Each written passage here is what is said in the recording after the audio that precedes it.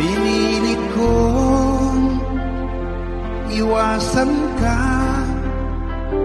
dahil ako'y nakatali na sa isang bilag na labis. Minahal ko ng tapat at hindi magbabago kailan pa man.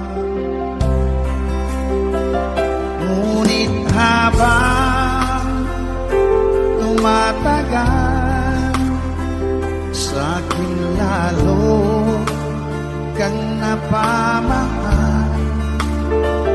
Ang puso ko'y nalilito dahil sa naramdaman. Ano ang aking gagawin?